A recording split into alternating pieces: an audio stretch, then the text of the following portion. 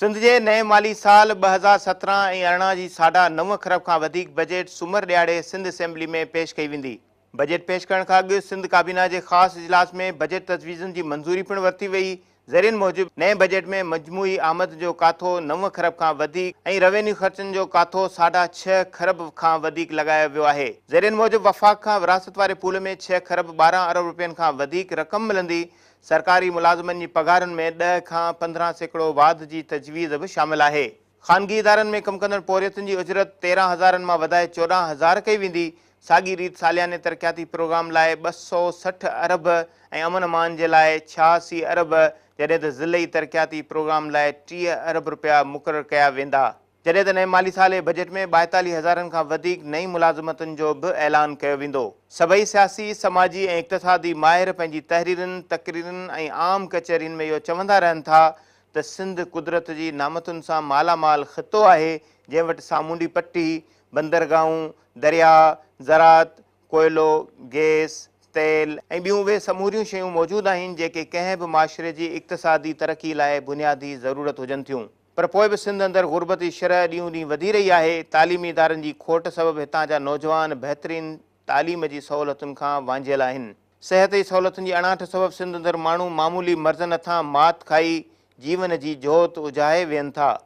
बेरोज़गारी, बुख ऐं बदहाली माण्हुनि खे इज्तिमाही ख़ुदकुशियूं, ॿार विकिणणु या दरियानि में पंहिंजे बचनि समेत टुपा ॾेई हिन ज़िंदगीअ खां छुटकारो हासिलु करण ते मजबूर करे छॾियो आहे। साॻी जॻह ते सिंध जूं वस्तियूं वाहण गंदगी जे ढेरनि ऐं गटरनि में तब्दील थी रहिया आहिनि। सिंध जा शहर खंडरात जी शिकिल इख़्तियार करे रहिया आहिनि। मतिलबु त उहे ऐं उन्हनि जहिड़ा ॿिया केतिरा ई ओञाण ॿुधाइनि था त तरक़ीअ बदिरां ही मालामाल ख़ितो वेतर बदहाली जे तरफ़ वधी वियो आहे ऐं उहे बजट जेके असेंबलियुनि में पेश कया वञनि था, जिन में तरक़ियाती रिथाउनि ऐं खीर जूं नदियूं वाहण जहिड़ियूं दावाऊं त कयूं वञनि थियूं, पर उहे आम अवाम लाइ अंगनि अखरनि जी हेर फेर खां सवाइ कुझु बि त न आहिनि। उन्हनि अंगनि अखरनि जो आम माण्हुनि जी ज़िंदगीअ ते को बि असरु नथो पवे।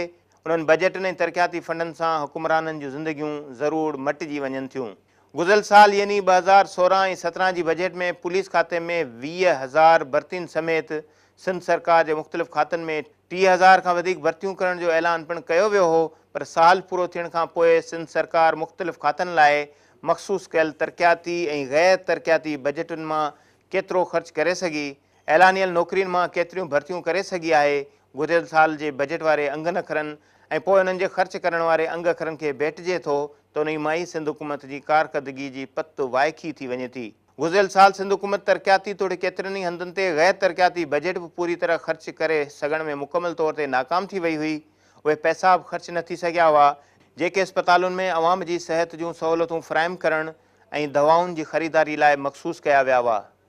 गुज़िरियल बजट में स्कूलुनि में तालिब इल्मनि खे सहूलियतूं फ़राहम करणु ऐं संदुनि लाइ किताब ख़रीद करण वारियूं रक़मूं बि ख़र्च न थी सघियूं हुयूं, त पोइ रोड रस्ता ठहिराइणु, नौकरियूं ॾियणु, तमीराती कमु कराइणु, शहरनि अंदरि तरक़ियाती मनसूबनि जा ॼार विछाइण वारियूं ॻाल्हियूं त घणियूं परे थियूं।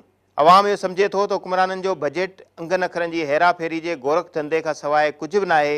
हुकुमराननि खे घुरिजे त पंहिंजी नाअहलीअ ते पर्दा विझणु ऐं नाकामियुनि खे कामयाबियूं करे पेश करण बदिरां पाण खे माज़ीअ में थियल ग़लतियुनि जो अज़ालो कंदे हिन भेरे सिंध जे अंदरि हक़ीक़ी माना में रोज़गार जा मौक़िया पैदा करे तरक़ीअ जो ॼार विछाए सिंध वासियुनि खे दरपेश अज़ाब मां छुटकारो मिली सघे।